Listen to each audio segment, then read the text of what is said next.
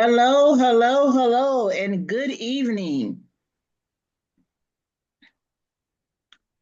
Um, we do have two links circulating right now, so I am hoping that people would be joining us soon. There was 119 people that registered for this course.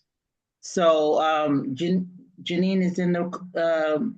We do have our VA. Janine is in the chat room. She'll be answering questions as we go throughout this evening, as well as letting people into the room.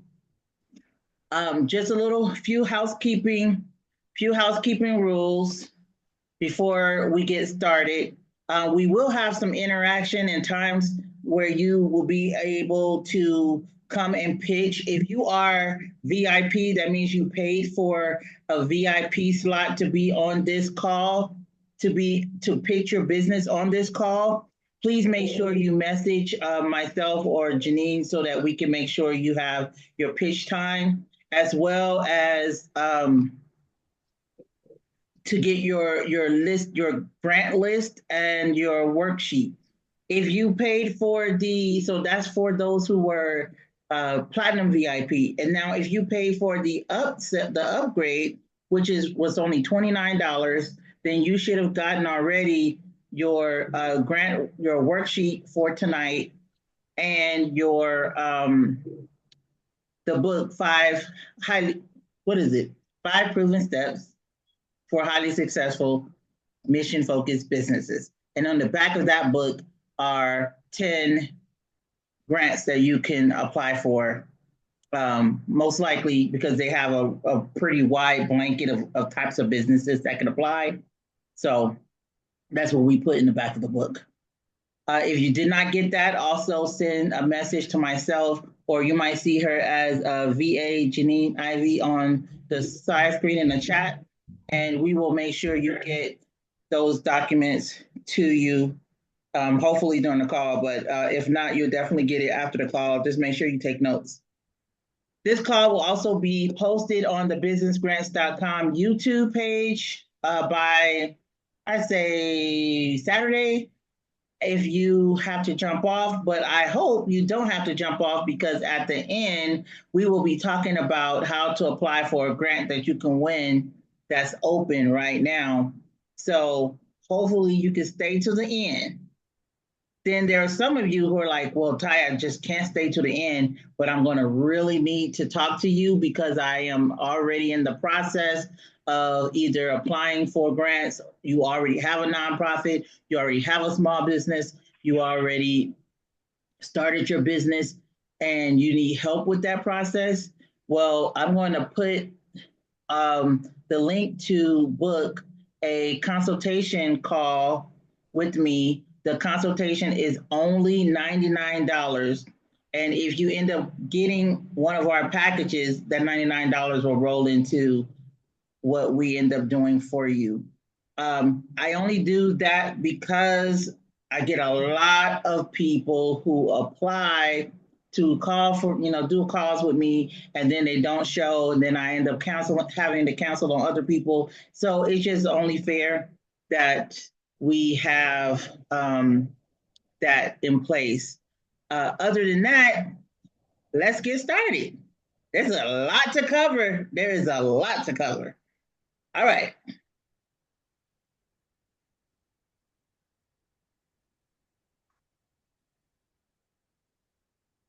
All right. I hope you all stay to the end.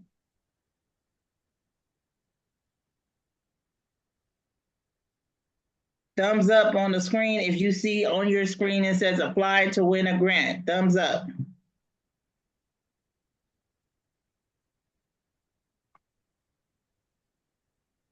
Or you guys know how to do the. Okay. I want to make sure that everybody can hear me. So if you can't hear, oh, thank you, somebody. Thank you, Argentino. Thank you. You're welcome. Can everybody hear? Okay. So you can hear me. You can see my screen. Then let's get ready to go.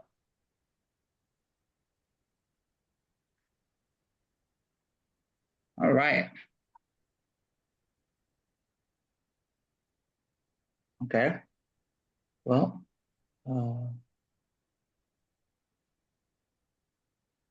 okay.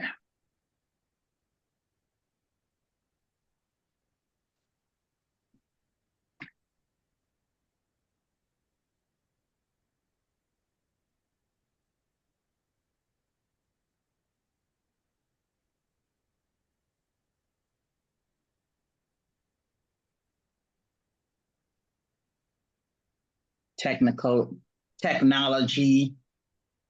All right, welcome to First Thursday. I am your host today, Ty Woods.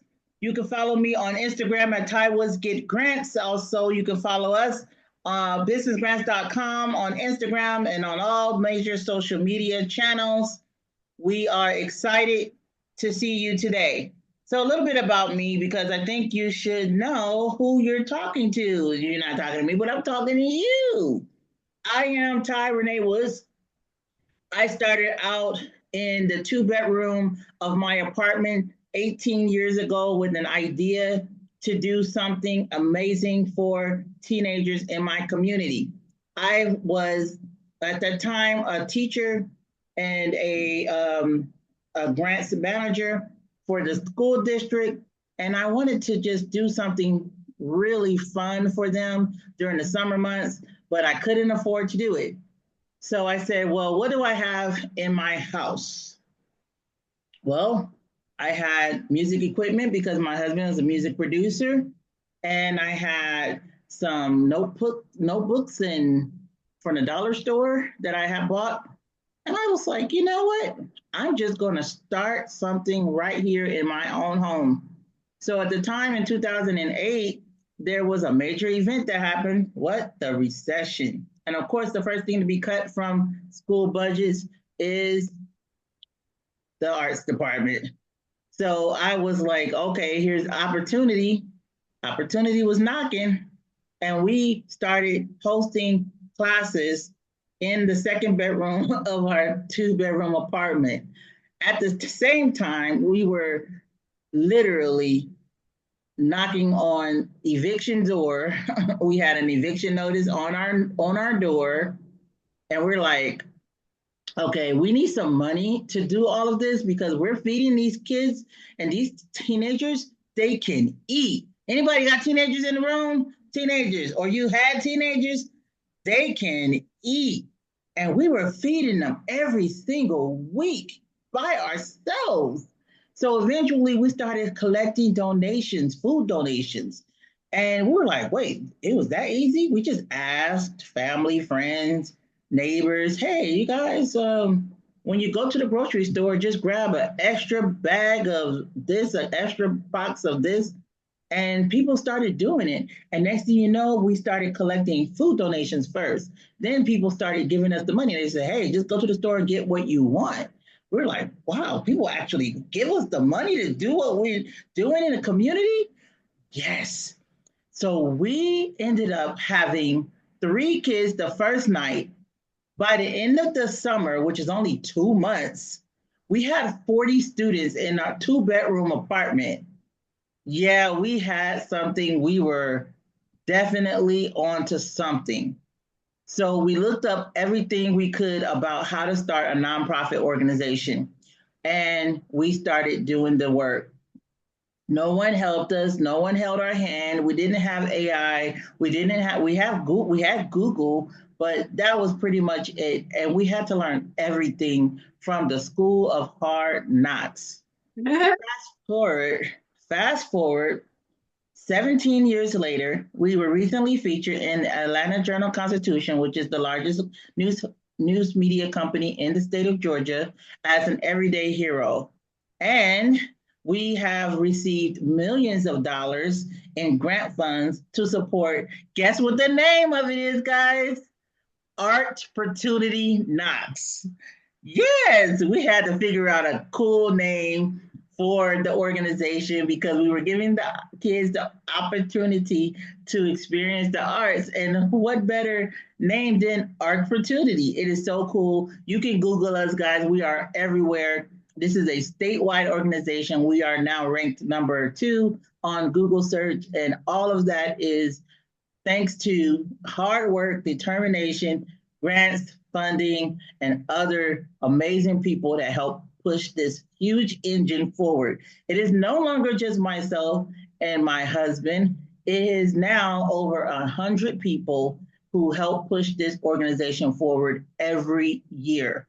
We we not only have over 100 people that's on the payroll from contractors and employees, but we also have 12 amazing board members and an amazing group of volunteers who come out every year to help us give away over 3,000 backpacks every summer during the summer months for back to school. We also host one of the largest back to school events in the state.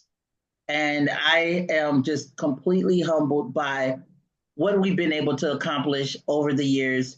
And now I have the honor of now leading one of the world's largest business grants tools, which is businessgrants.com. This has just been an amazing journey. You guys, we started from nothing. So if anybody could be an inspiration for you as to what you can do. And now I also have to give honor to God. I'm a very spiritual person. I just want you all to know that it might come out in my speech throughout the. If you get offended, I'm so sorry. It is who I am, and I'm just honored to, and I'm humbled to have been able to be used in this way to make an impact on 110,000 verifiable students. We would not know how many people we've had an impact on until we leave up out of here, because there's generational impact that's happening. And this year, well, last year, guys, we were able to see our first second generation student. That means that their parent, their mom, went through our program as a high schooler, and now she has a 6-year-old, and her 6-year-old was in our summer program. It was amazing to see, and we were so honored because this lets us know that we are on generation number 2. This is so awesome. All right, now enough about me. You guys came to hear some good stuff, right? You guys came to hear about the grant stuff. Well, I got some grant stuff. All right, so if you have those of you who are VIP, you probably received this in your inbox yesterday, but there's a worksheet that goes along with this workshop. And on that worksheet, you have these questions and you get to fill it in. But if you don't have it, that's okay. You can write it down. But here's an opportunity for you to talk to me.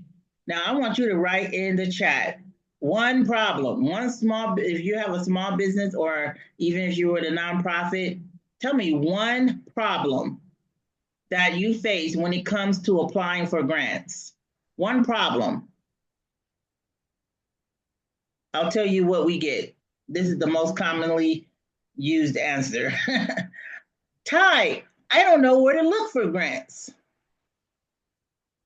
Okay. I didn't either. And so I had to dig. But I'm so glad that we have the tools that we have today. You don't have to dig like you used to. But it's definitely hard to find grants, yes. Even now, even today. They said, well, Ty, I don't think I meet the eligibility requirements. You probably don't. That doesn't mean that you can't. Even though you may not meet the eligibility requirements now, you can meet the eligibility requirements later. And that's what we want to do. We want to teach you how to meet the eligibility requirements. We want to make sure that you are compliant. Let's see what you guys say in the chat. What do you think the third one is? Finding them, understanding how to have a competitive edge. Ooh, okay.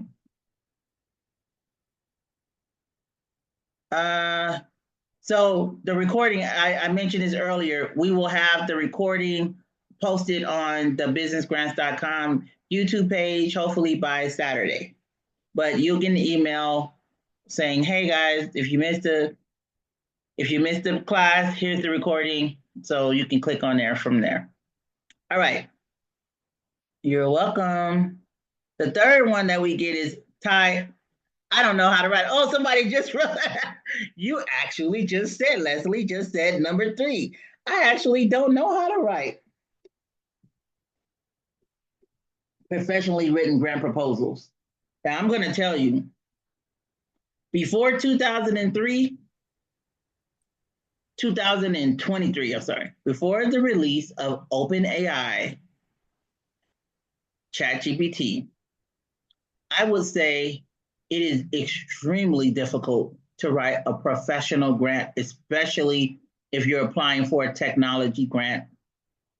But now with ChatGPT, raise your hand if you use ChatGPT on a regular basis. If you use it already, raise your hand. Okay, some people said they're learning. Okay, there are people that use it. Okay, now raise your hand or chat if you don't even know what I'm talking about. You're like, chat what? T and the B and an R. What? Let me know if you have never heard of it. Because if you haven't, boy, are you in for a treat. Okay. So we like to do something called, drum roll please. It's pitch time. Now, that doesn't necessarily mean that you have to have your pitch perfect and that you need to know exactly what to say. But this is an opportunity for me to hear about your business or your nonprofit or your project. And I can either show you a grant that you possibly can apply for, or show you how to craft the story for your narrative. Okay. So who wants to be the guinea pig? If not, now, last month's class okay, last month I had about 42 people in the room. And I said, okay, who wants to be the guinea pig? No hands went up. I said, you gotta be kidding me. They did say that the number one fear above spiders is fear of speaking in public. Okay, if that's the case, then you can type in the chat your business and your project, but I might not get to it. It's actually faster if I just bring you up on the virtual stage. What I would do is unmute you, and you'll get a chance to tell me your name, your business, and what it is you do. Where you stay, what city you stay in, because that's going to help me also talk about proximity of grants to you. So, who wants to go first? First of all, do we have any VIPs in the room? If you pay for VIP, you do actually get first choice. So if you have paid for VIP, then please send me a chat message and say, hey, I'm here, because we had about 9 or 10 people pay for VIP. You get to go first. Okay, Grace is here. Grace is here. Yay, we're going to start with Grace. She's one of our VIPs. I'm going to unmute you. And Leslie is here. Perfect. Okay, so Grace, you're going to go first. Now, here's the rules. You're going to start with your name, your city and state, the name of your business or nonprofit or project, and in a nutshell, like what do you do? What services do you offer and things like that. And then the last thing, the biggest, like what's the biggest problem you're having right now with either grants or funding? And hopefully we can come up with a quick solution. We have 5 minutes and wait, I gotta get my clock going. Now I want you guys to don't check out. Don't check out because what normally is a problem for one person is also a problem for someone else. And so you might hear the answer to your problem in someone else's answer. So I know you're probably like, man, I didn't even know about VIP. Oh, that's okay. That's okay. You'll get an opportunity later on to just sign up to talk to me directly, and then we can work on your individual solution tailored to you on another day. Okay? So, Grace, I'm going to unmute you. All right, you can unmute. Oh, you are unmuted and your video is live. Hi, my name is Grace Gravestock, and I help midlife women, professional women in midlife transition to know who they are and know why they're here and where they're going. For thousands of years, people have asked, who am I? Why am I here? Where am I going? And I have a unique way to help you understand that. I particularly help people who have been laid off or who are in, like maybe women whose kids are in school and they're looking for a purpose, like their purpose, like what are they actually here for? They know they have a purpose, and I can tell you what it is based on your energetic configuration. I need your date of birth, time of birth, and city of birth. I have a movement called the Know Yourself Revolution, and you can find out more information there. You can get a free chart to show you what your purpose is based on this information at my website. Is it okay if I give the website, Ty? Yes, you can give your website. Okay, it's what'smychart.com. Be sure to put the https:// in at the beginning, especially if you have an iPhone or a Mac, but it's what'smychart.com. And that will take you to my landing page, where you'll put your information in, and you'll immediately get a report based on what I call your address in the universe. And this is going to tell you what your purpose is. It's an amazing, it changed my life about 9 years ago when I found it. I had put a knife to my neck, had to leave in a hurry, lost my job, downsizing, layoff, health crisis, all these things in a short period of time. I was ready to check out. I learned about this system, and it just blew my mind that everything happens for us, not to us. So now I've changed my career path to help more people know about this, to know how to know what they're actually here for. And so Okay, that's it. Two questions. Where are you located? I'm in Austin, Texas. Austin, Texas. Woo! I just got through talking about Austin today. All right. Second question is, are you for profit or nonprofit? I'm for profit. Okay. All right. So here's the thing. With for-profit companies, and just raise your hand in the chat. Raise your hand if you are a for-profit company in this class, because it's okay. Good. There are other people here that are for-profit, so I want you to listen up. Now, there's some strategy around for-profits, how to get access to some of the grant funding, especially if it's tied to a nonprofit grantor.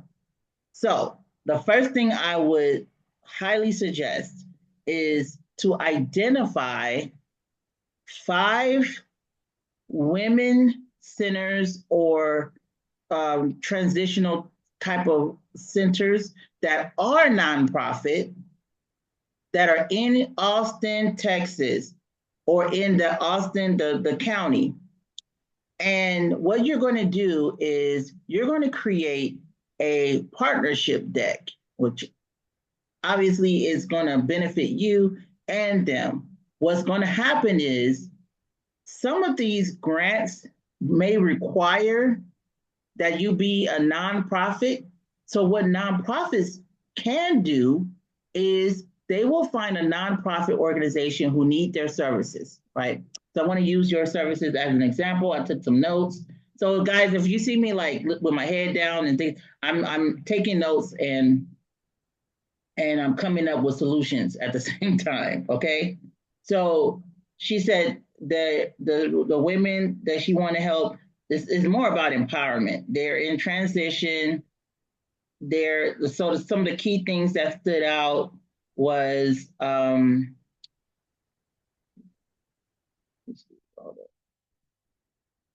you wanted to focus on support, and then you have is this like an algorithm that you created, or is this an assessment tool that someone else created that you're using?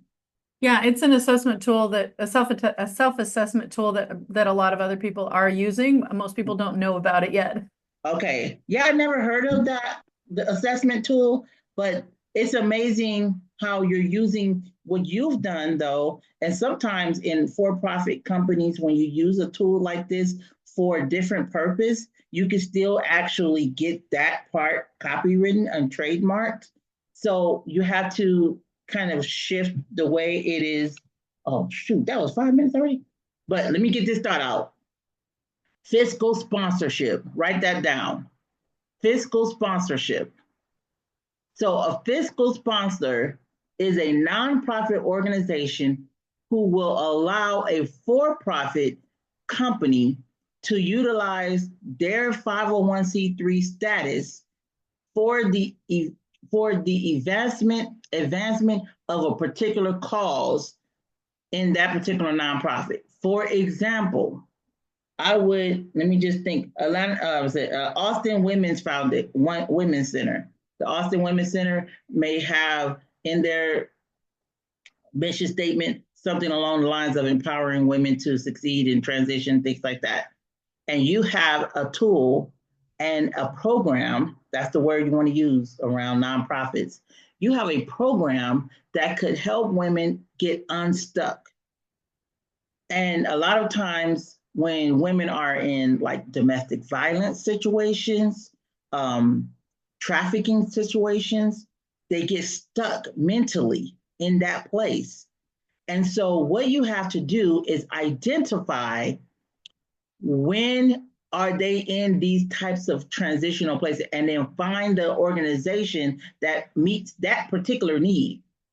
And then you will contact that organization and you say, hey, I am currently looking for organizations to partner with to offer these services. And you have to get very, very clear about your services. So it took you a long time to come up with, I want you to bullet point those services. Boom, boom, boom. Okay? So when you get a chance, this is what I would do.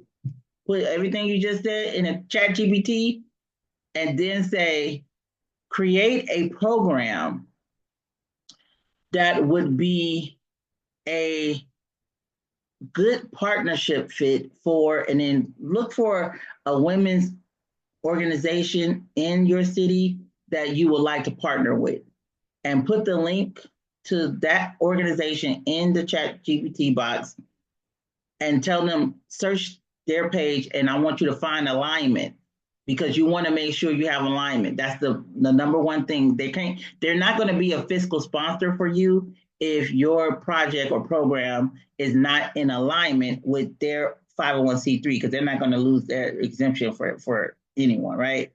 So like my organization is an arts organization. It's like totally not in alignment. So you couldn't come to me to ask to be a fiscal sponsor, but we are fiscal sponsors for for-profit arts organization, arts companies. Perfect example, I just signed a fiscal sponsorship agreement for an arts event company.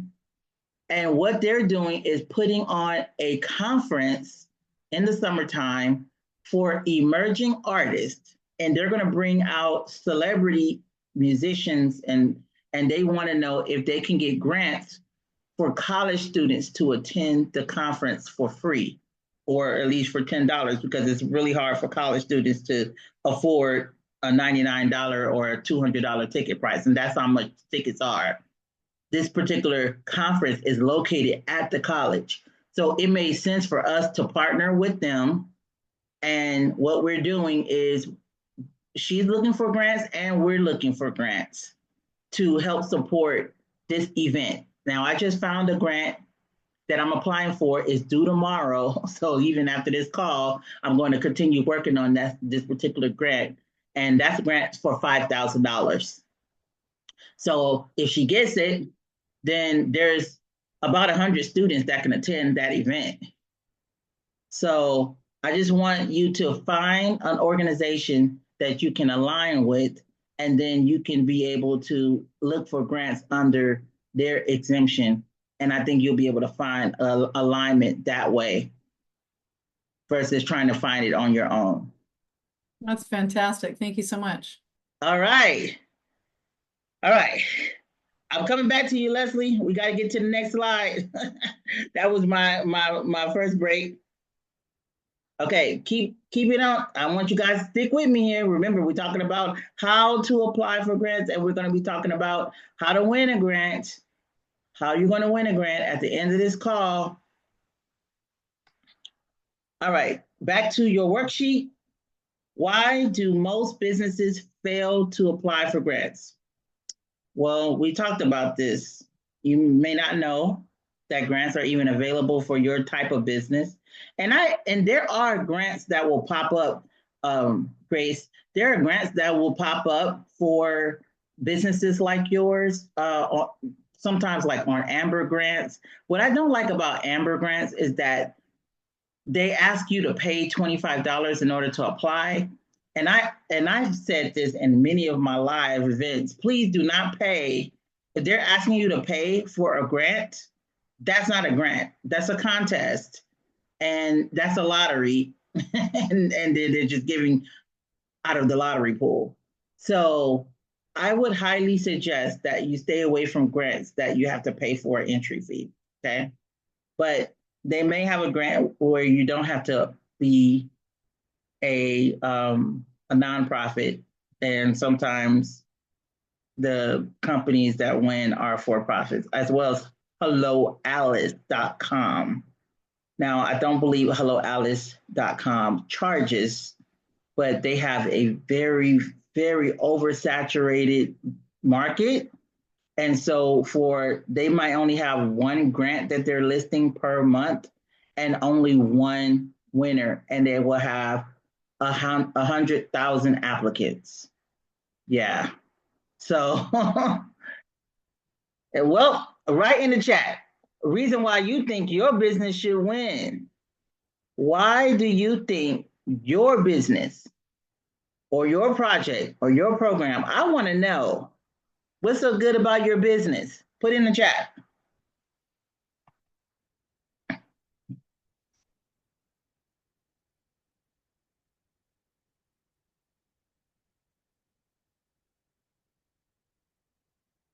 Okay, what are people saying?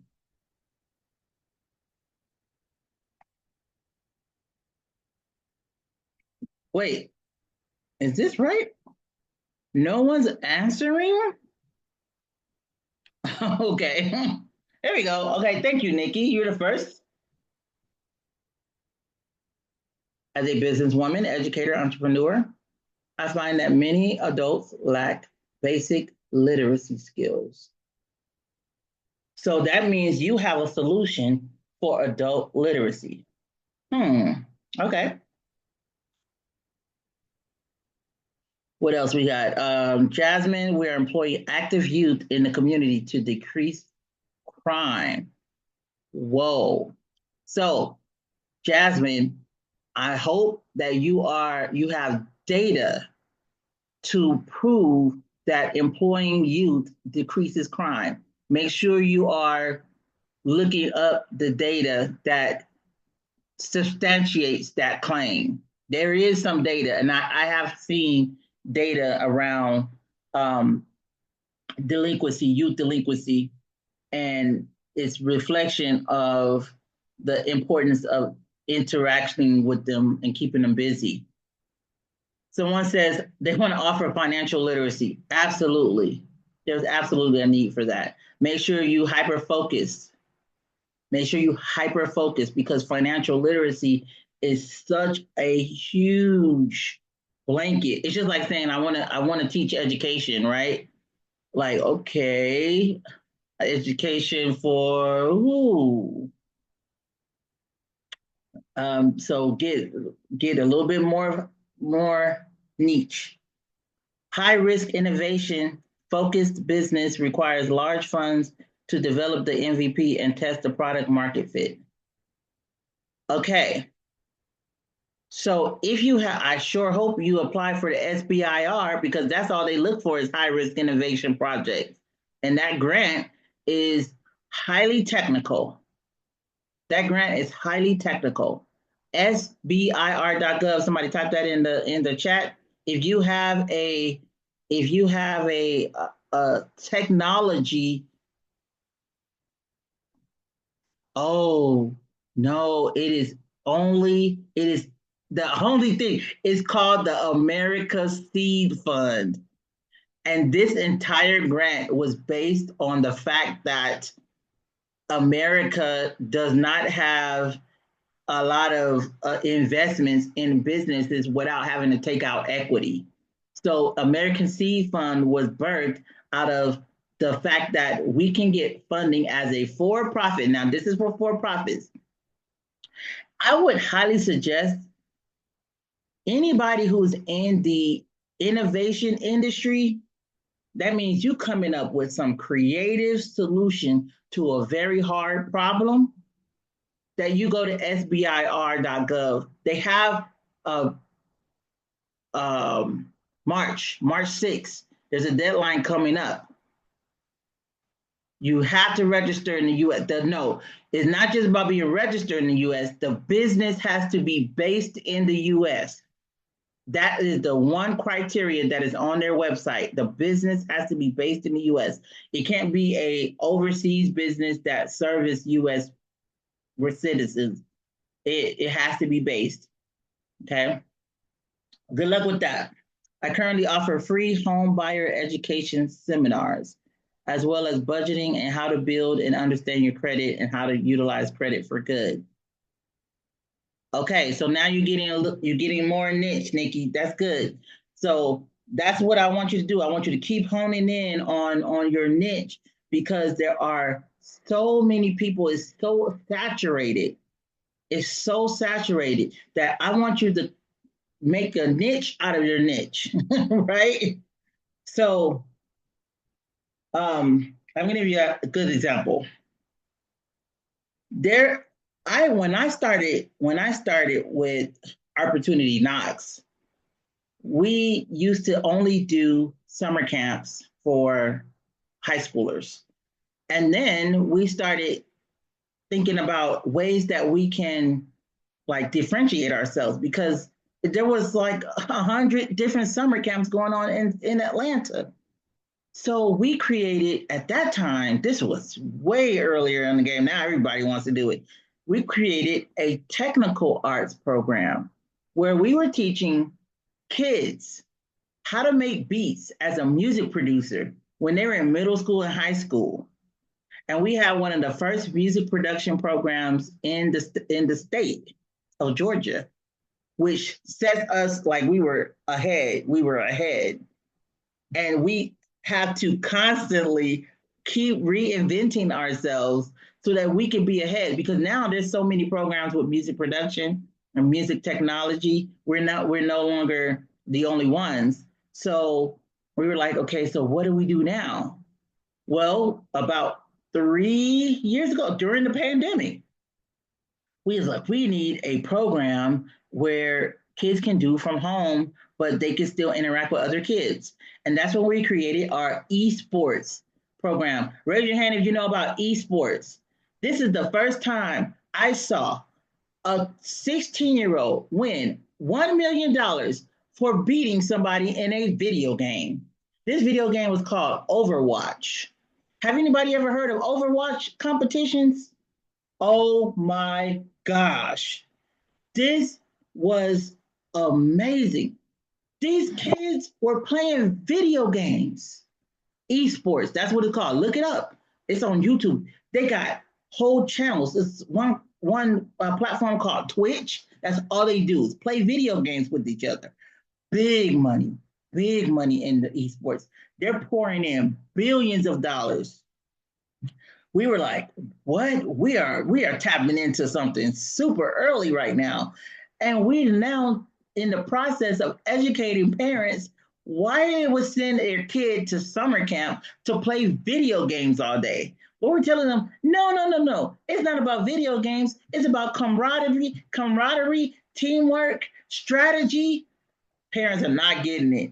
They're not getting it. So our esports camps have not been that popular, but it is coming around. We're going to stick with it though, because music production wasn't popular either until it became popular. So we were just starting this 3 years ago. Now we got sold out camps this summer. And it's only February.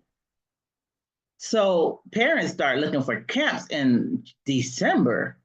That's how, wow, it's amazing.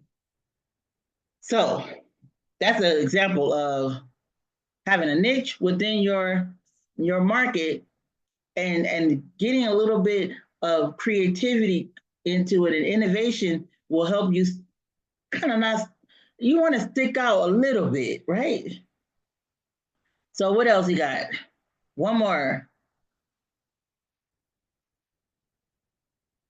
Okay, Tania, I got your message. Don't worry. We'll we'll go ahead and set up something private with you. I get it. All right. Next on the list. So I'm going to teach you the 4-part success matrix for a grant proposal. This is what people would look for. Now, I am also a grant judge, which means your grant application might end up in my inbox. Now, I know that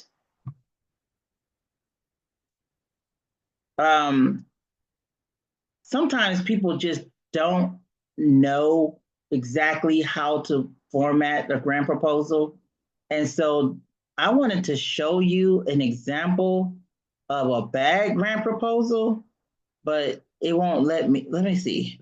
This was so bad. God, I mean, I was reading this grant proposal, and as a judge, I felt so bad because they were getting all zeros that I just really wanted to call them and tell them about our 4-part success matrix and how to craft a winning grant proposal, because I really wanted to cry for them. I knew they wasn't going to win this grant.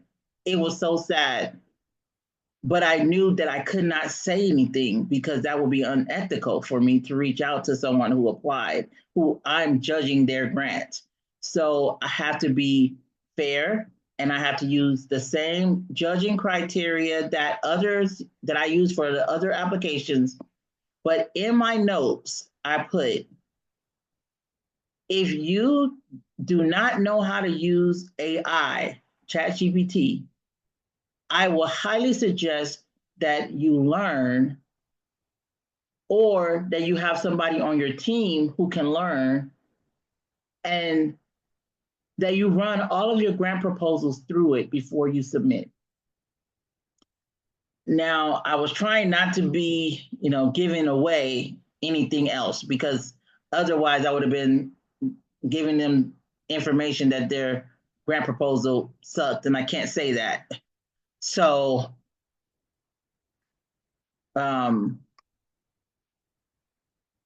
what I wanted to do was create these classes so that I can at least give you guys the 4-part matrix. And if you have these 4 things in your proposal, you will have a higher chance. Now, I can't say I guarantee, I can't guarantee, but I would say you will have a higher chance of your proposal rising to the top over someone who did not use the 4-part. Oh, okay. Let me just, somebody type in the chat. Somebody post in the chat the actual website to get to ChatGPT. I think it's open. Is it open.ai or something like that? Or you can type ChatGPT in Google. But if you have it on your computer, you already know how to get to it. But you can just type ChatGPT on Google, and it will take you to OpenAI. That's the one you want to go to, because there's some other stuff that might come up. But in the URL, it's going to say OpenAI. So you want to make sure you're on OpenAI's website, okay? It's also an app. So if you go into the App Store, Apple Store, or Android Store, then yes, you'll be able to get it there. I highly suggest it.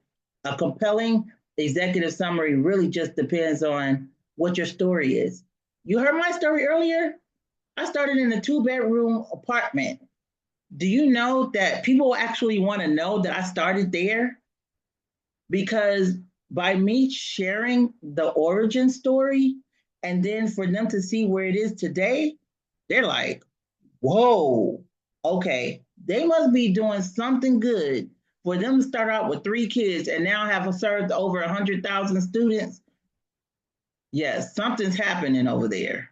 You see how I use that?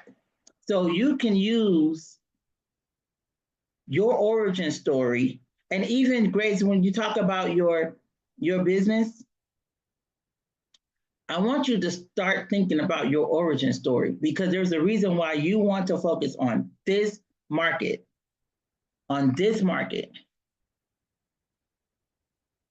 This market, the transitional market, means a lot.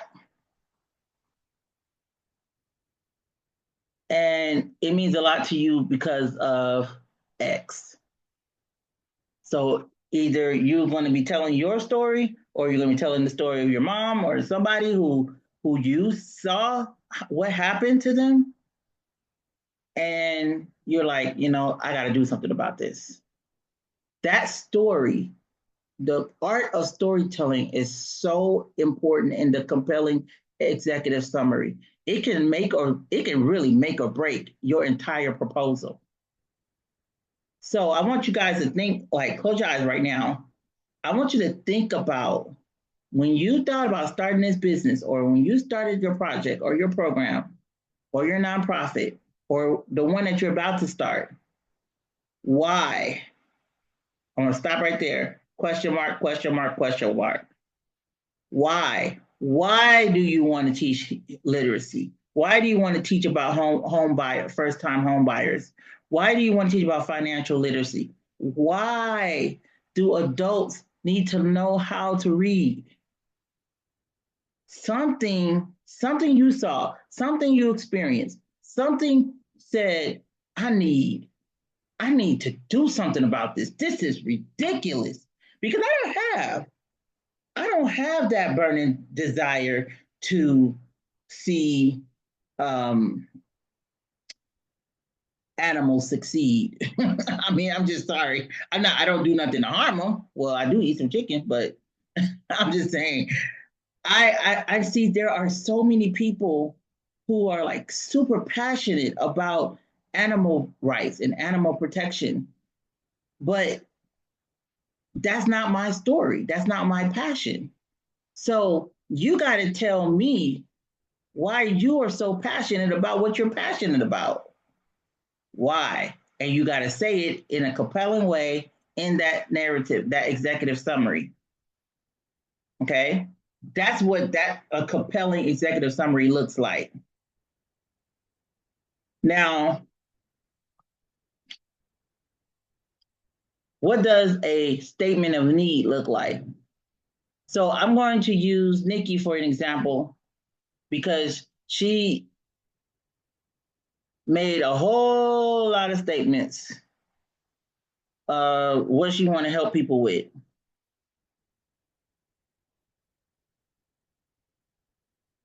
Yes. I'll get to that, Grace. She made a whole lot. She said she wanted to do so many things, right? So what I want to do is I want you to think about the statement of need. The statement of need is here is what is going on in the world in this particular field. Here is what is going on in the world. So you want to have statistics in here. So according to such and such, you want a credible, you want to make sure. Now, you guys who went to college, you know you could not turn in a paper without citing your sources, right? Man, I got in trouble for that once. Never again. I said that. Oh no, Kevin, don't leave. Can you put it on mute? Can you have us in your ear? I'm getting to the part that you need. Don't leave, don't leave. Oh gosh. Okay, statement of need has to state what you're solving, but you got to tell me why it needs to be why you are the one that is going to solve this problem. But you got to tell me what the problem is first. I don't know your industry. And so, as a grant judge, you got to educate me on adult literacy, on financial literacy, on the problem that youth are having, juveniles are having, and why there's such a high crime rate when juveniles don't have anything to do. Show me what the world looks like when there are programs like yours in place. Show me some examples. In Cincinnati, they instituted the youth delinquency program, and their crime went down by 35%. What? I didn't know that because I don't know this field. This is why a strong statement of need will get you 1 foot closer to the grant money. Now, you got to convince me. Remember, this is where you convince me that there is a problem. There is a problem. So Grace, I'm going back to Grace because Grace did a good job of convincing me that there was a problem by stating all of the problems that women in transition have. This is stuff that I don't know. I haven't hit that stage yet.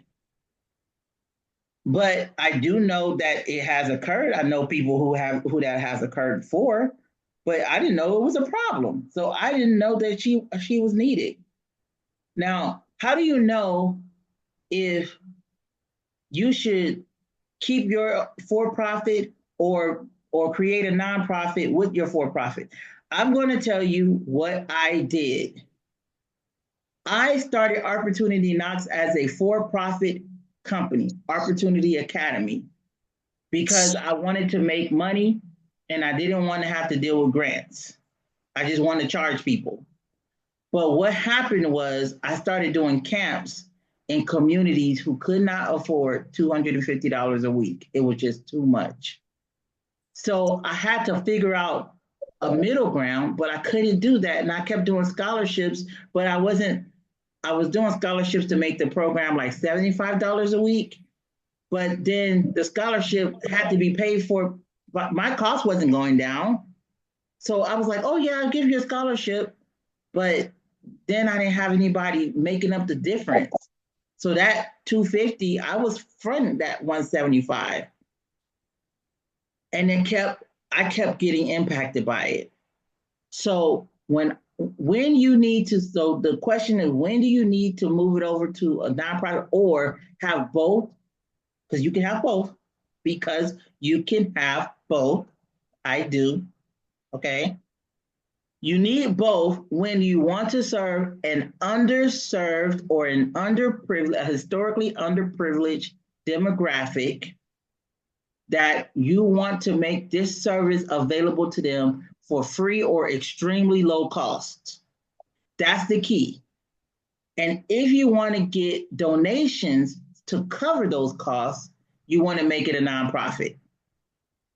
You can stay a for-profit if you want to keep the side where it has a base rate and people are willing and able to pay your base rate. Keep it, please, because that's going to help you in the times when the grants are in between, right?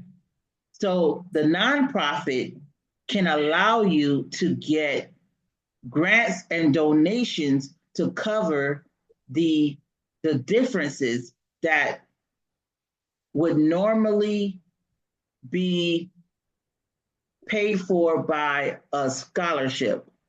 So how we did it was we still charged $250. However, we would get a grant. Let's say we got a grant for $1,000, and what we would say is instead of we stopped doing free stuff because, like I said, when it's free, it seems like people do not take care of it, and then they abuse the system. So we made the camp even as low as $50 for a week, and I'm talking about a full day camp, 9 to 5. That is extremely cheap. But the camp was $250, so $200 is the deficit. So that means that 5 kids was able to get a scholarship with that $1,000, and so that we still get the $250. Now this is on the for-profit side.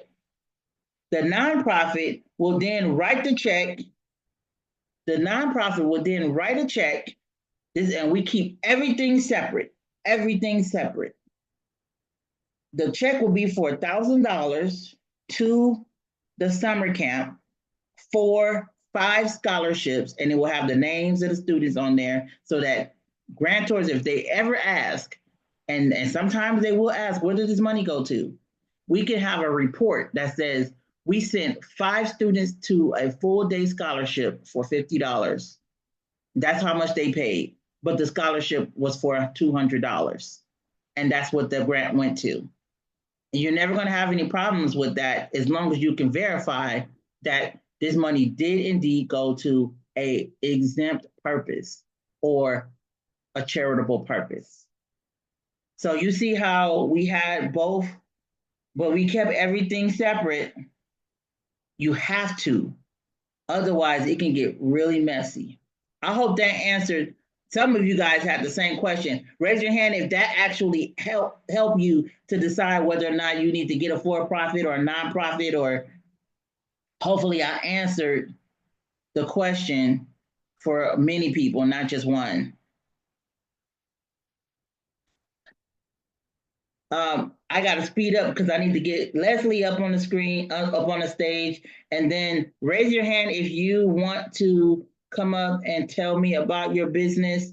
Like I said, if you did pay for VIP and you do not feel comfortable with speaking in public, just send me a message. We will get you on your, we'll get a one-on-one call with you. Just make sure you click the calendar link. It's going to be sent in the chat. Only do the calendar link if you are ready to move forward, and or you have paid for VIP and you need our help. All right. So detailed program description, that's self-explanatory, but I wanted to get to measurements and outcomes, because you got to explain to me what's going to happen as a result of you doing what you're going to do. So the page is broken. Uh-oh, hold on.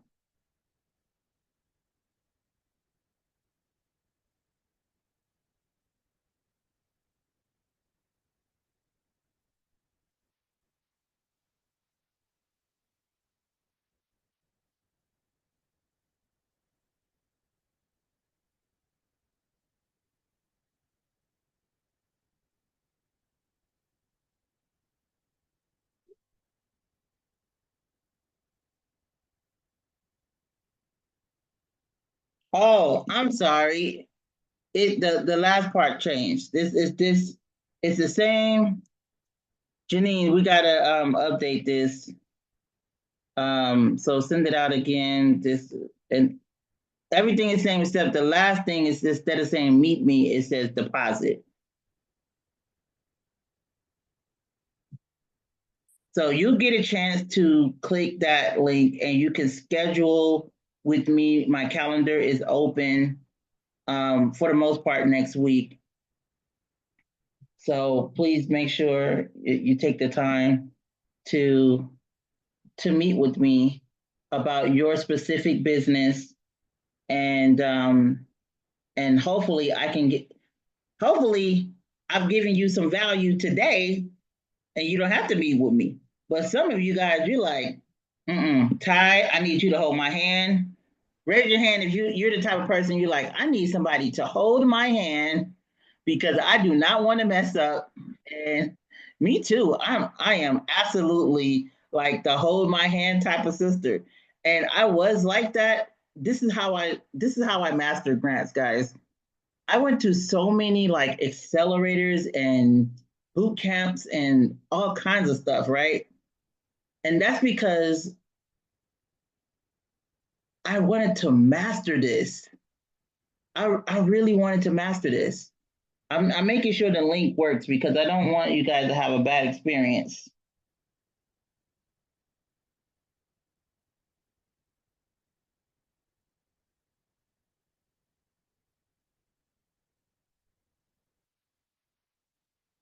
Okay. Oh, somebody just typed. Okay, the link works. Great. Thank you. I would love to meet some of y'all. Some of you guys are like, I'm super excited about your project, your programs from what you typed into the chat. Oh wow. When you succeed, I succeed. Okay. So on the clear measurements and outcomes, we're gonna get back to we're gonna get the next part is the live up on the stage. Leslie, you're gonna go up next. So be ready, be camera ready. Make sure you have your shirt on, not a robe. It is evening time. Oh boy, I've seen some stuff on these first Thursday calls. You'd be surprised. All right, what is it that I am expecting to see from your outcome section? Guys, you got to tell me what's going to happen when you do what you do very well. What's going to happen? Okay, so Leslie is driving now, so we don't want her to be distracted. So if there's anyone else who wants to come up and tell me about their business and or project or your idea, hopefully I can give you some insight. This is the perfect time to not have to pay $200. Some people already paid $200, but they're going to get what they came for though. I want you to find a way to muster up the strength because I know there are some people in this chat who are scared to talk in public, but you got to push through if you want to see results. Brenda, brave soul, brave soul. All right. I'm going to unmute you. And now you can come off mute.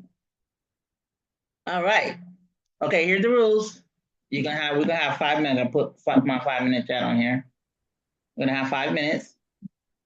You are going to tell me about. So you got tell me your name, your city, state, your business, and what do you do? What problem do you aim to solve? All right. Um, And yeah, let's I'll go. do all that. But I do have just a question. Okay, so my name is Brenda and I have a commercial cleaning company. And at the Okay. moment, I just am looking for capital to start my business.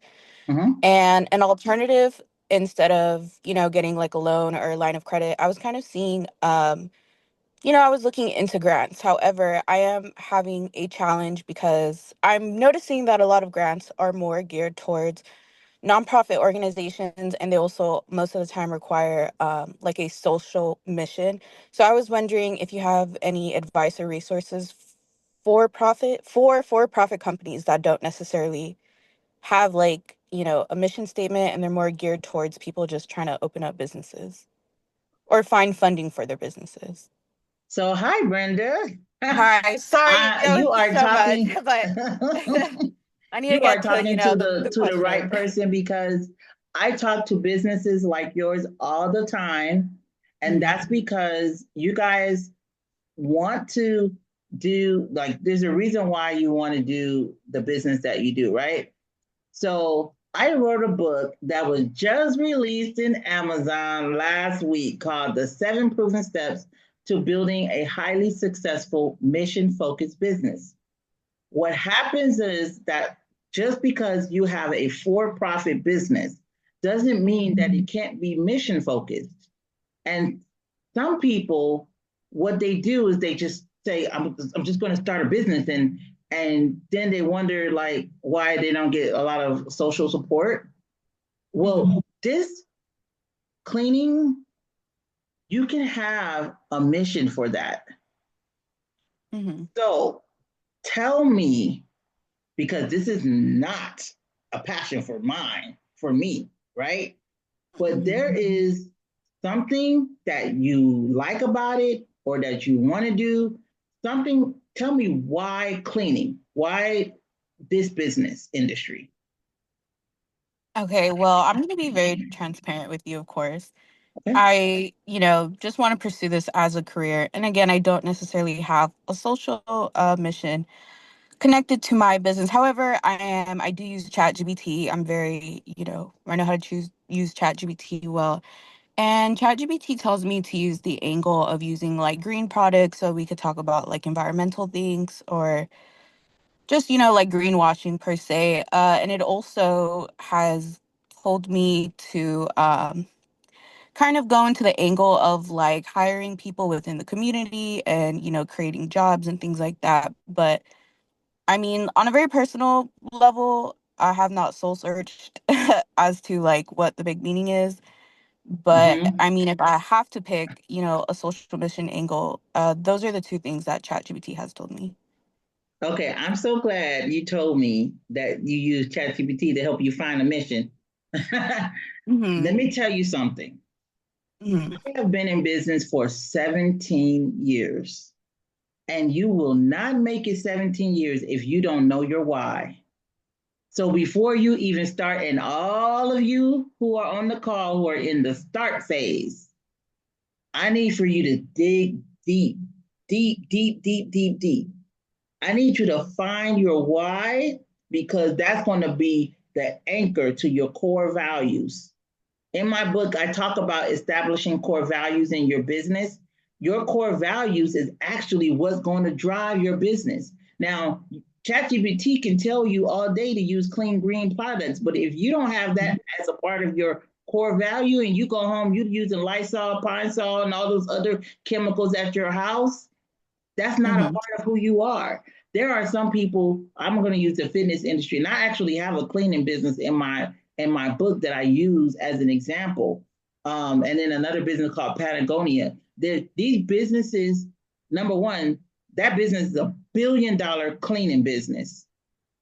So, and they use clean, and they went the whole clean energy route, clean chemicals route. Yeah. That company is, you see them in Whole Foods, and I like, my brain just went blank, but you will know the name if I said it. It's called the 7 Proven Steps to Building a Highly Successful Mission. If you just type in mission focused business, then you'll see it come up. But I'm going to tell you this: if you don't have an anchor, when the waves of life and the waves of business come crashing against your boat, you will sink. The anchor is your core values. This is what's going to keep you in business.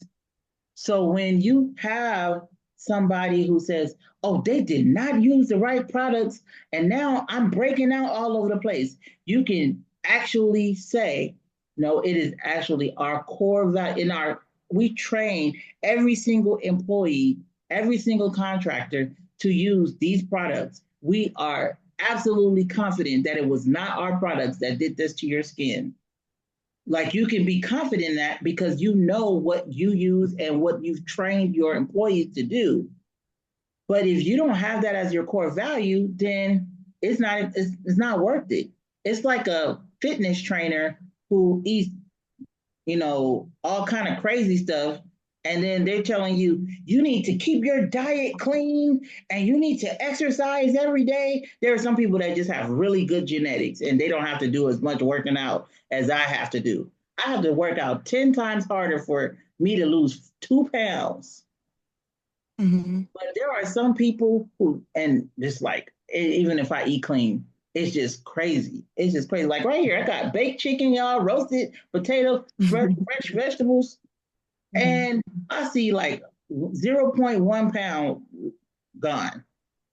And then you have somebody who will tell you, oh, well, yeah, you don't have to do all that. You just need to, and if it's not a part of your core value, it will show.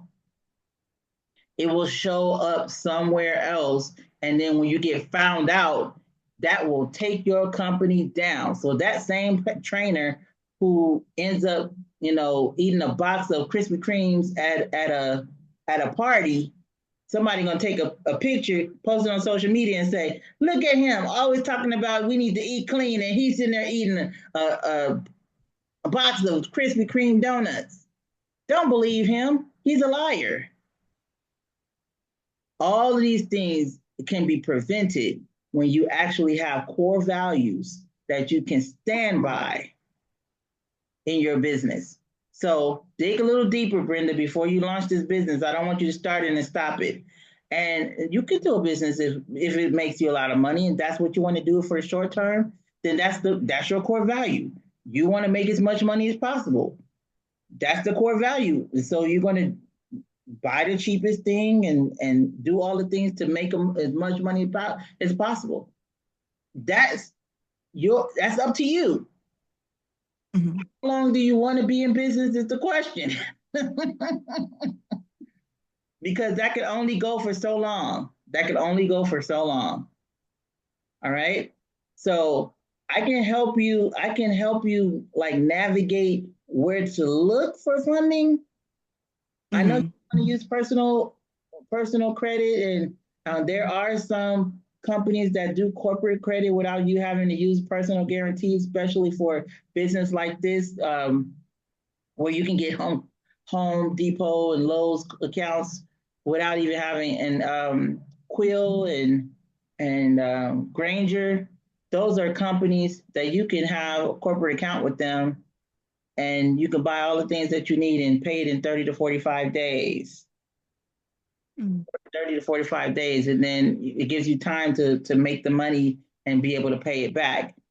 But I'm not sure if that's the answer. I think that the real answer is dig deeper. Well, if you're asking me like on a personal level, but I do have like a mission statement, and again, with the help of ChatGPT, we are client centric, as in if there's any problems, we are like, customer comes first, customer satisfaction comes first. If we did a cleaning and you didn't like it, my kind of motto is like, hey, we'll fix it with you. You don't have to go anywhere else. Like, and I'll work with you. You get the next free cleaning, being honest with our clients. And that's going into business. That's my main thing, being very client centric. And also, again, fair to my employees, having like maternity leave, having just supplemental things to, keep employee overturn low, and again, employee satisfaction high. But can I use that as like a statement, a mission statement? No, that's not a mission statement. Mm. That's not a mission statement.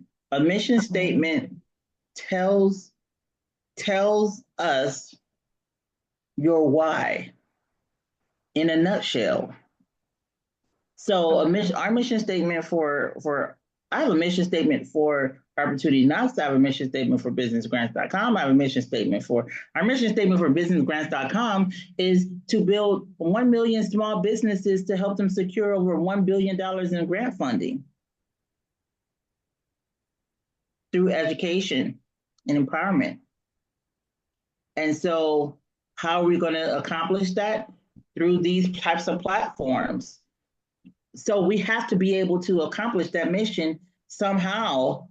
But I know my why. My why is because I go out there every day and I see small businesses struggling to make ends meet. And it's because they don't know what resources they have available. There are 13 different funding sources out there. When you are a nonprofit, there are 13 different types of funding sources. When you're a for-profit, there's about 7 or 8 different funding sources. But as you look into, so of course there's fee for services, there will always be that. You have event funding, you have grant funding, contract funding, government contract funding. There's so many other avenues that you can take. Now, I went through a complete renovation of our mission statement, a complete rehaul of our mission statement. When I figured out we weren't actually saying anything in our mission statement. This is for businessgrants.com. We weren't actually saying anything. Now we're on a mission. We're on a mission to helping 1 million small businesses. This is the number that we have. That mission is anchored into the fact that we know that they do not have the resources to move forward in just the simple things like payroll. Mm-hmm. But you have to start with your why. Your why, still, why are you starting this type of business? Why this type of business? Why this industry? Why cleaning? Those are the questions. Why? Once you get to the brass tacks of things, then you'll figure out, oh, wait, when you get a chance, go to your county and your city. Mm-hmm. I was just on, what city are you in? Hesperia, California. Okay, so, and that's in Los Angeles County? San Bernardino. Okay, so in San Bernardino County, and now I'm an LA girl, so I'm very familiar with California's, the whole Southern California matrix of funding. And they have initiatives on the county level and the city level for small businesses who want to do contracts with the government on a smaller scale, because this is a great way to get your foot wet.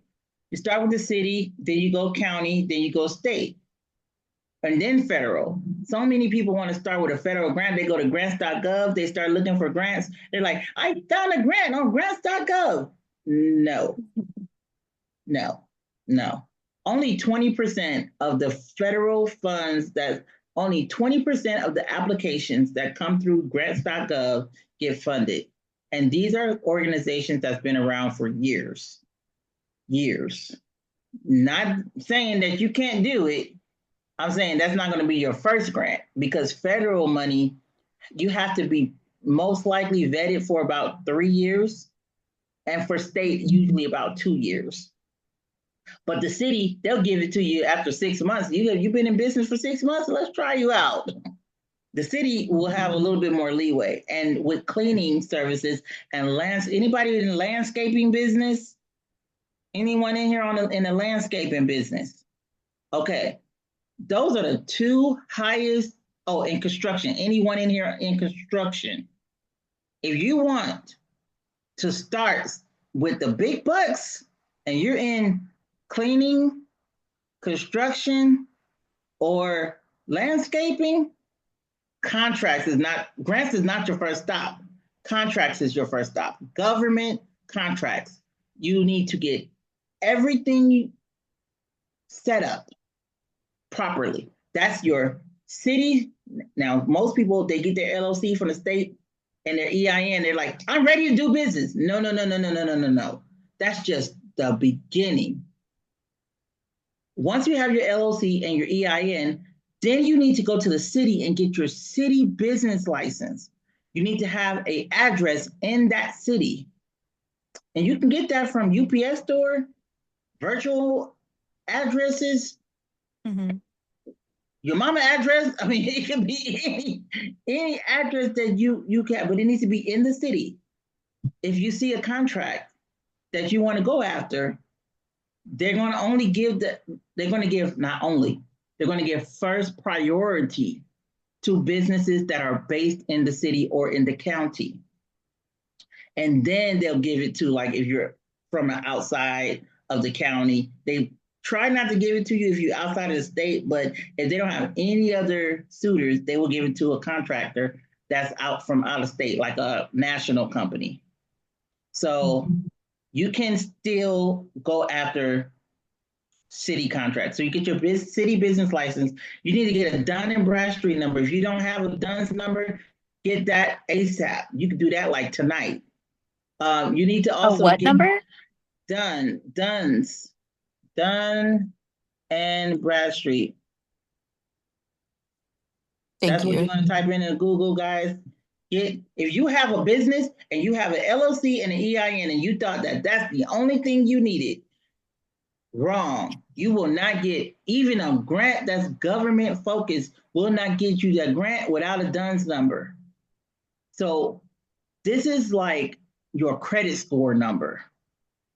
So get a DUNS number, make sure that DUNS address is the same address you used when you registered for a Secretary of State or the state office for your LLC or your nonprofit.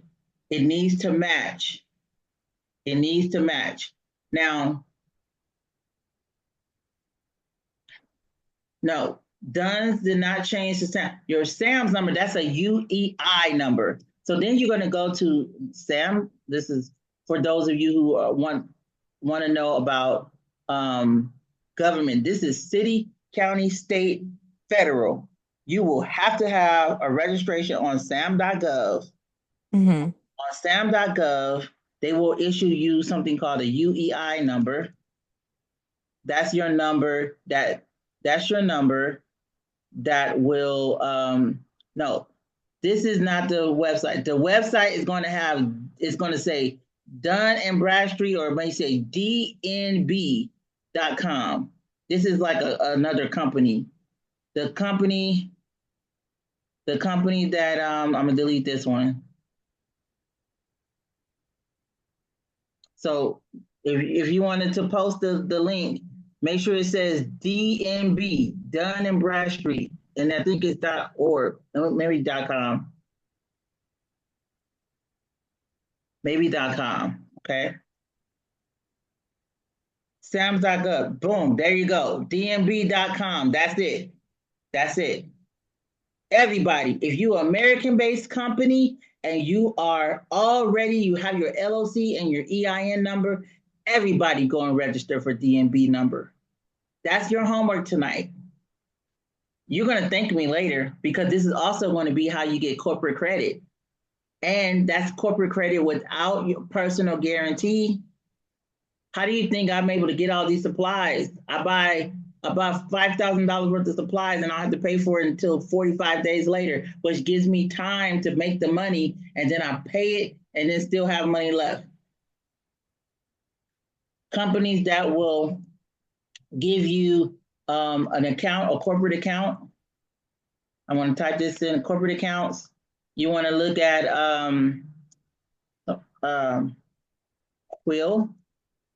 Quill.com. They're like Staples or Office Depot. Quill is like Staples and Office Depot. Then if you like in the construction type of field, you want to look at Granger. And then the other one is Uline. This is like UPS store. These are corporate accounts you can apply for tonight, tomorrow. They will open up, and you have to have your EIN, your business information, because you're going to open it up in your business name, your business EIN number. You're not putting, like, it's not going to go anywhere on your personal credit. So you'll have these corporate accounts, and you have your first business account. They will be in your business name. And this is what I want you to do. I want you to go on there, and I want you to just like buy something for $30, pay it off in 2 weeks. Do it like 2 times.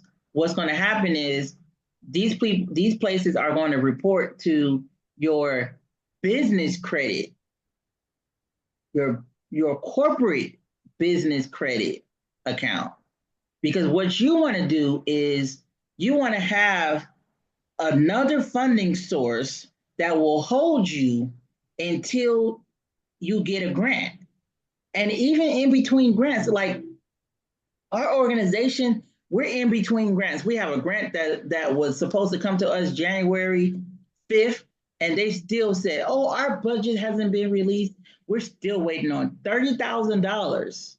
So we were supposed to get in January. So what are we supposed to do? We still have people working every single day. So we had to take out corporate credit. We're using corporate credit to Amazon. Well, once you, okay, Amazon business. So once you have those 3 in place and you do maybe like 1 or 2 months, just, get something, buy a pack of paper or something. Just something that so they can report the payment. Then you should be able to open up an Amazon business account. That's where the gold mine is, because you can buy products and service. You can buy products on there that you can end up selling and making profit for them, right? So you have to think about it from a different lens. I understand you don't want credit. A lot of people don't like to deal with credit, but in the right context, credit, only in the right context, not on the consumer side. Consumer debt is bad. What is consumer debt? Consumer debt is, Yep, I'm going to go our on a personal. vacation. I'm going to use my credit card for it. I'm going to the mall. I love this watch. I'm going to charge it to live a lifestyle that you really shouldn't be living. Consumer debt is zero value. Now, you have business debt, which every multi-billionaire and millionaire have. And that's because they use debt for leverage. So you buy debt, you use debt to buy equipment. That equipment makes you money. You have a cleaning business. You use debt to buy supplies and all of the tools. And then you take those tools and you land a contract, and that contract makes you money. You see where I'm going with this? Yeah. So I don't want you to think about like debt being like, ooh, like I don't want debt. I just want you to think about it like, okay, I can put it on my business, my corporate card. And especially if you already have bookings, don't buy anything until you know you have some bookings set up, right? But if you have some bookings, go ahead and put it on your corporate account so you can make the money and then so you can generate recurring revenue. How does personal credit affect corporate or your business credit? So in the beginning, your personal credit makes a world of difference in establishing business lines of credit. So that's like your Visa cards, your MasterCards, Discover, American Express. They will look at your personal credit. But I can tell you now that it takes like 30 days to clean up that stuff, 30 to 45 days. I know of credit companies who this is all they do. This is all they do. Help you with sending in those letters, and if you can do them yourself, honestly, disputing all of the things that's inaccurate and making sure that your credit builds up. And then some people, they have no credit, like they just never used it before. So I tell them, find a relative, a friend, and say, hey, do you have a really good credit card that like you use it, but you pay it off every month? Ask them to be an authorized user. You don't get the card, you don't get access to anything. All they're doing is adding you on their card as an authorized user. Now they're going to get a card for you, but like I've done with my sisters, I take the card and I shred it up because they're never going to see that card. Yeah. But they have seen 750 credit score as a result. My little sister, she got a 775 as a result of, now she's 19, 20. She had nothing. Her credit was zero. It was so bad. She went to the credit bureau and they said, there is nothing under your social security number. We can't even create a profile for you. We were like, wow, I didn't even know they can do that. Yeah. So what I did is I added her to my my oldest credit card, and the one that I use, the one that I pay off every month. So that's two cards. Her score went from 0 to 775 in 2 months. Oh, wow. Mm-hmm. In 2 months. And that's because of my credit history automatically populating onto her credit history. It's a glitch in the system. They still haven't fixed it. So until then, you got to ride the wave, right? Hey, use it to your advantage. Yeah. Use it to your advantage. So I don't know who you know who got great credit, but see if you can get on as a authorized user. That'll be a really, really great head start for you. And honestly, it'll get you a world of business credit. And the thing is, with those cards, even though they use your personal, like Amex don't report to your personal credit unless you don't pay them ever. It stays on your business. It stays under your business. So it doesn't really hurt you to have business credit under your business. Did that help somebody? Did that help? And everybody, wave your hands if you're still with me. Wave your hand if you're still with me. Okay. Thank you so much, Brenda. I hope I was helpful. I feel like I'm the big sister or the little sister to everybody on here. Regardless of your race, you're my sister. You're my sister, my brother, and I am here to help you succeed. I do not want you to fail. I do not want you to fail. So I'm holding your hand. We're going to put the calendar link in the chat once again. So please, just if you say, Ty, I just know I am going to need to talk to you, then just book. Now, what we didn't do is, so there's no payment to this particular link, guys, ladies. So you'll be able to book a call with me without making a payment on there, but you can still make the call. Just go ahead and book the appointment and book it in good faith. I just want to make sure that you succeed, okay? I just want to make sure that you succeed. The only way that you're going to succeed is by knowing what to do next. Know what to do next. Take, for example, Carolyn, who I helped set up her nonprofit. Now, this is a fictional. The picture is, Carolyn is real, but the picture is not Carolyn. She didn't want to use her face. However, she said I can use her story. She was actually feeding the homeless every single month by herself. She's retired. She used her pension money. She had a little bit of extra money on the side, and she was doing this all by herself. Now, I said, Miss Carolyn, why are you doing this by yourself? So I'm Ty, I need your help.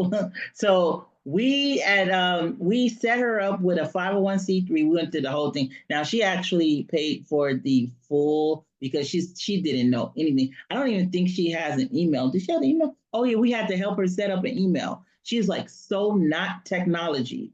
So not technology. So we had to do everything for her. And she was like, I know I need help. Just do everything for me. And that's exactly what we did. We got her 501c3 approved, and all of the friends and family that she was getting donations from, now they can get tax deductions. So what we did was set up her fundraising campaign. She did her first fundraiser. She raised about $2,000. Yay, Carolyn. And that $2,000 went to feed 100 families this past Thanksgiving. And then they did 100 Christmas baskets for the families' kids, for the kids of those families. And so she was just extremely grateful to be able to do this under her new 501c3. That's a nonprofit exemption. So she was doing it out of her own pocket. She was going to do it anyway, guys. So I was like, you at least need to get tax deduction from this. Now she was able to secure a grocery store partner who is now giving her all of their what we call it. So in the grocery industry, even though something is like 1 day or 2 days away from expiration, doesn't mean that it's bad, right? So to reduce waste, she had taken on all of their 1 to 2 days left for expiration items, and it's a lot of food. She goes and she gets a truck full, like a pickup truck full of food every week that they donate to her. She said the value is about $3,000 worth of food every week. I'm like, wow. She does so much now for families now that she have her own 501c3, and she's able to get donations and grants. So we're working right now on getting her grant funded, but in the meantime, she's been able to do a really cool fundraiser, which is about what you will have to do as a nonprofit until you get grant funding. As a for-profit, I just gave you another way. I want you guys to think of a holistic approach to funding. I don't want you to think about grants being like, this is the only way. This is the only way. Guys, I have 8 streams of revenue. Grants only make up number 3. Grants is on number 3. My 8 streams of revenue is how we're able to keep the organization floating. All right. We are just about done. So I told you I was going to talk to you guys about how do you get a grant tonight. Stay into the end, and you guys stayed to the end. How do you get a grant tonight? Well, tonight I'm giving away a grant to a small business who really wants to grow. Now, this particular grant is for an existing small business. You will get 2 free sessions, which totals $500. 2 free sessions, which totals $500. And with that session, you will receive what we call a roadmap to success, which will give you exactly what you need to do in order to get funding, landed some funding, okay? Funding is a big word in the business world. It should not only incorporate grants, is just a part of the pie. Grants is just a part of the funding pie. I just want you to think about how you can get funded in all of the ways that you can get funded. And it's not just grants. We want to help you guys. I know if that's you, if you want to, what I want to do is put in the chat, there is, oh shoot,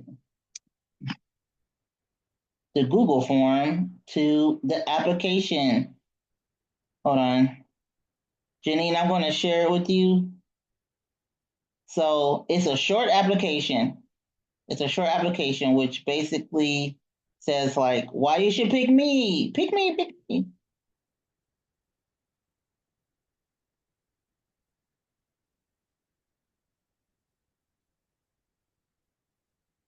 Okay.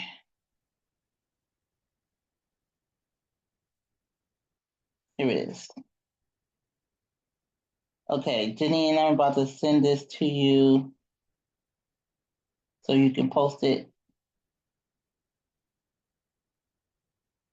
All right, so all you're gonna do is click on this link and tell us why you feel like you should win this grant.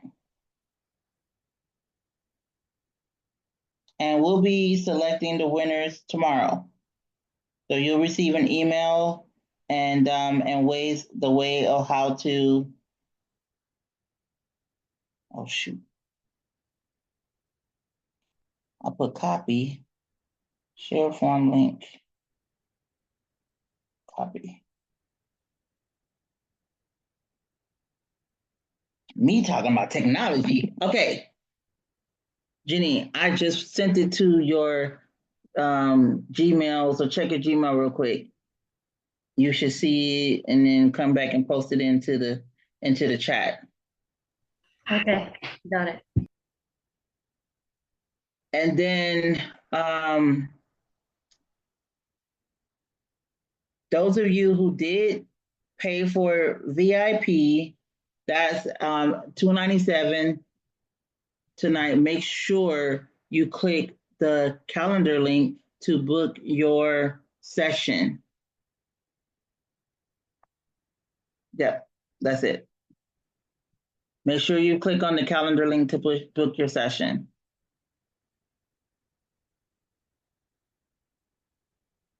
Okay.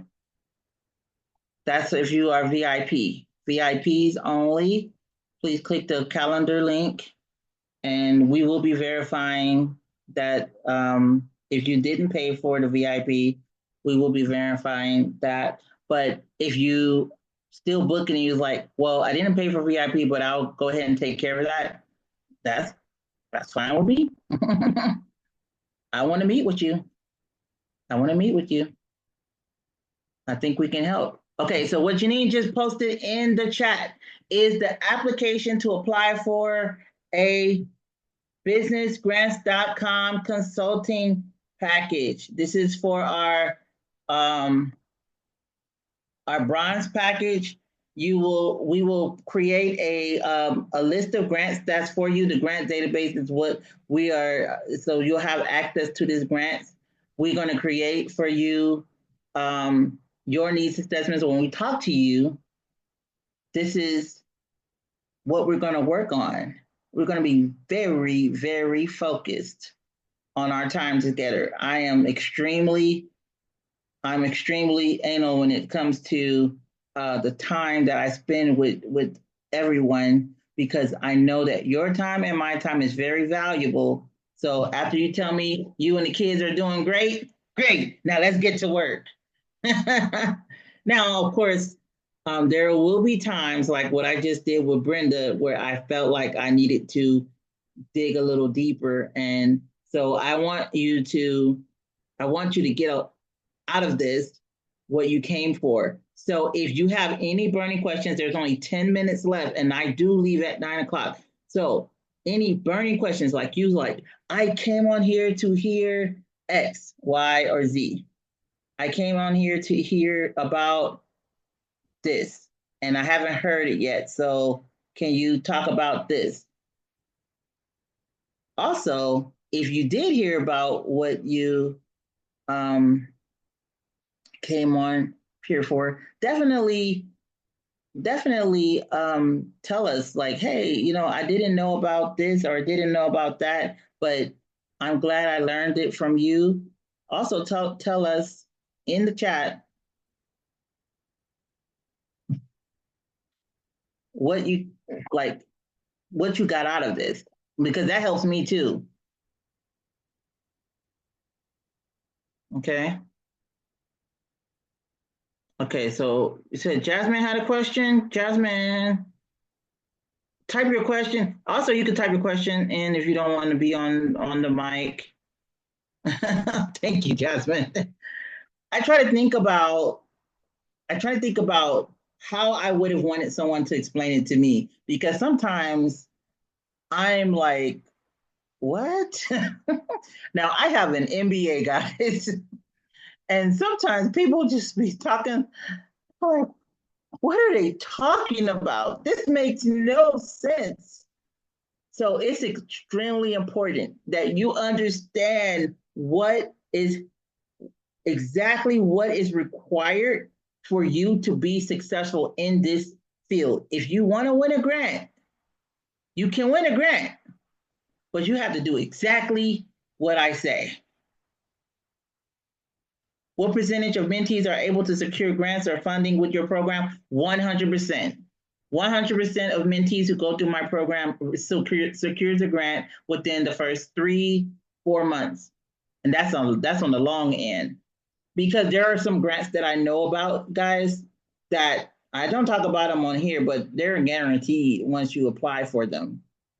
There are some grants on here there are some grants that will help you get grants. Like, I have a grant for Canva. How many of you guys use Canva? Canva? Guys, I have a grant for Canva to have the pro edition of Canva.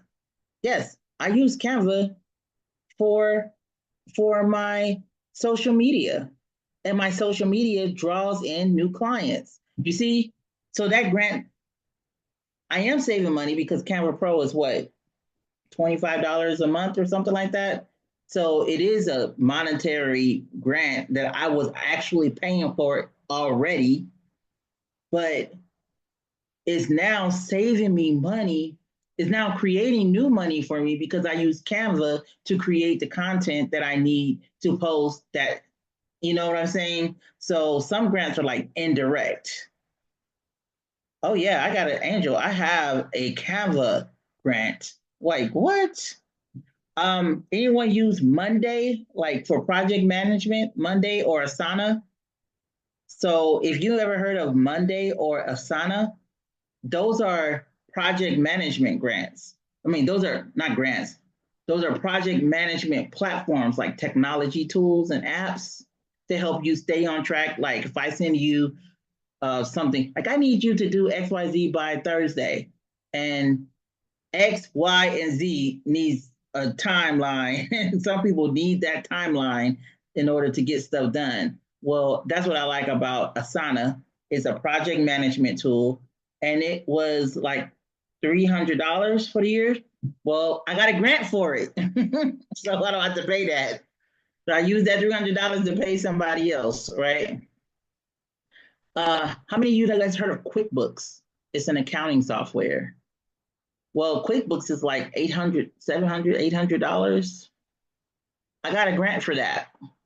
I have QuickBooks, and that's how I keep my accounting extremely clean. Well, I don't have to actually pay for any fines because my audits are always clean. That saves me money. So there's some grants that will save you money. There are some grants that will make you money. There are some grants that are product grants. There are some grants that are service grants. All of it is designed to either keep money in your pocket that you was already spending or help you to generate money. And then, of course, there's cash grants. And cash is cash. So what are your takeaways? Pop in the chat. Can you just give me one takeaway?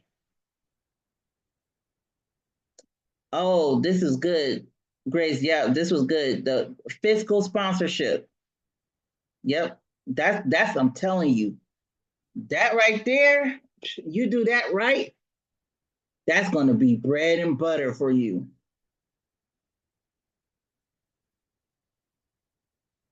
That's going to be bread and butter for you because they're going to look for a grant to pay for your services.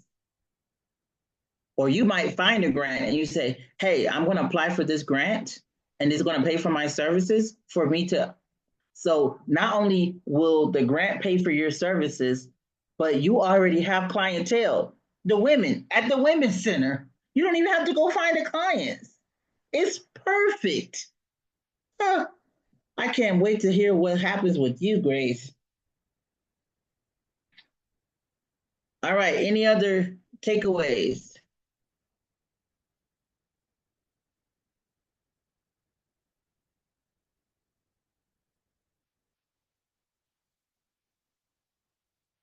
It went to the, let's see. The form should say VIP business grants intake. And the last question should be why you should win.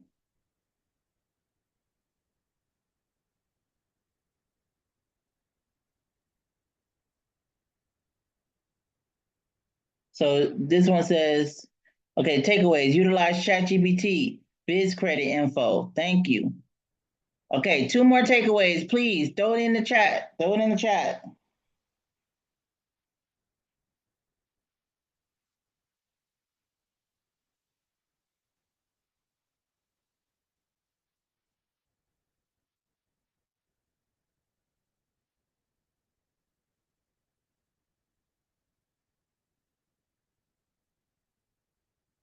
Okay, so I think I might have sent you the wrong link, Janine, because she said it's taking them to the DIY one, and I think let me. Okay, I'm gonna repost this. We're gonna repost this. I think this is the different. This is the right one.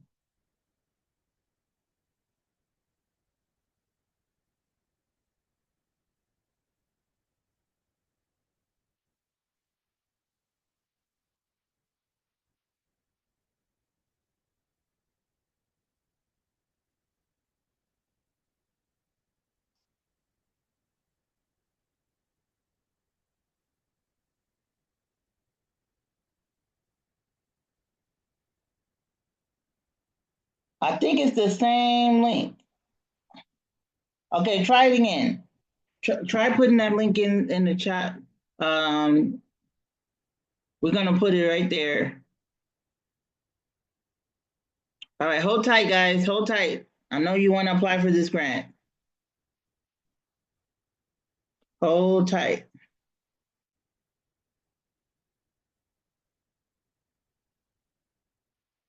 And we will be announcing the winners of the grant tomorrow. I'm going to also post it on my social media page. Make sure you follow Ty Woods Get Grants on Instagram. Oops. Ty Woods Get Grants. Make sure you, I know it's like improper English, get grants. Ty Woods Get Grants on Instagram. If you can go over to Instagram right now, hit follow, and yep, Ty Woods Get Grants. There we go. Also have some very valuable content on there. And there's the grant, everyone. The grant application. It's going to take you 5 minutes. It's like 5 questions. And the most important part is tell us why you should win. Use ChatGPT if you need to. But tell ChatGPT keep it under 500 characters. Because ChatGPT can get very long-winded. All right, guys, my time is up. I have 1 minute on the clock. Any burning questions? Any last burning questions? If not, then we are concluding this session, and I think this was a successful session. Woo! Thank you all for joining so much. I was so happy to meet some of you virtually. I hope you guys follow, comment on some of my posts. Don't be a stranger. I look forward to working with some of you, and we are done. Thank you.